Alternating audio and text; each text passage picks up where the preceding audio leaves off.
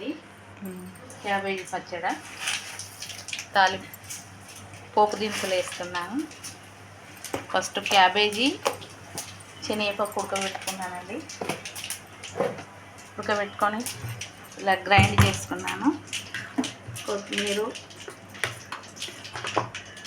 జీలకర్ర, మెంతి పొడి ఇవన్నీ వేసి గ్రైండ్ చేసుకున్నానండి. అందులో కొంచెం జీలకర్ర పొడి వేస్తున్నాను, కొంచెం ధనియాల పొడి టేస్ట్కి,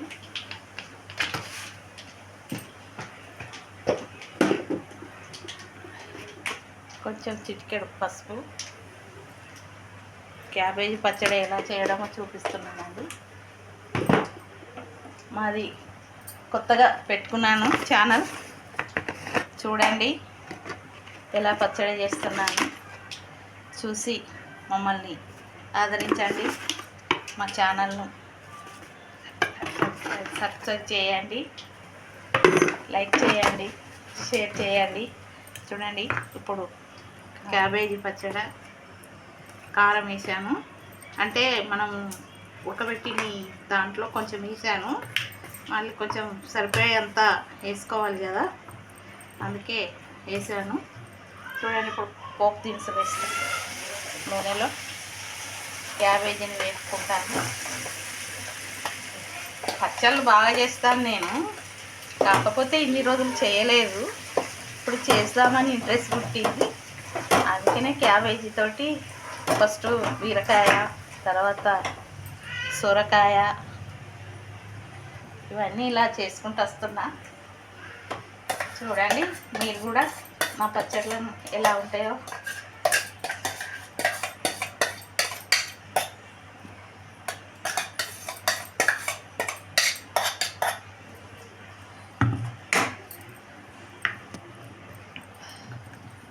కరివేపాకు, కొత్తిమీర, జీలకర్ర, ఆవపొడి, వెల్లుల్లి వేసి మిక్సీ పట్టానండి క్యాబేజీ.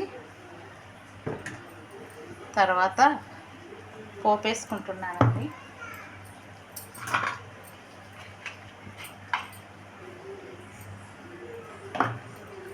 కొంచెం జీలకర్ర పొడి వేస్తున్నాను,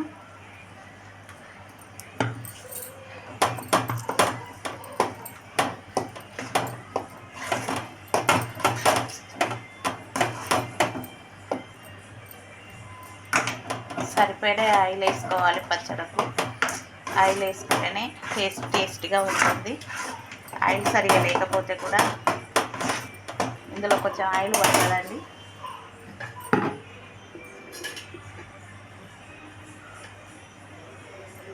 పచ్చిది ఆయిల్ వేస్తున్నాము. పచ్చి ఆయిల్ కూడా బాగుంటుంది పచ్చళ్ళల్లో. తాలింపుకు కొంచెం వేసుకొని తర్వాత పచ్చి ఆయిల్ వేసుకుంటే కూడా బాగుంటుంది పచ్చడి. నేను ఎక్కువ మామిడికాయ పచ్చడి పెట్టుకుంటే కూడా తాలింపు పచ్చి ఆయిల్ వేస్తా ఎక్కువ. కొంతమంది వేడి చేసి పోపు దినుసులు ఇవన్నీ వేడి చేసి వేస్తారు. చూద్దాం ఉప్పు కలిసిందో లేదో. కొంచెం ఉప్పు పడుతుందండి.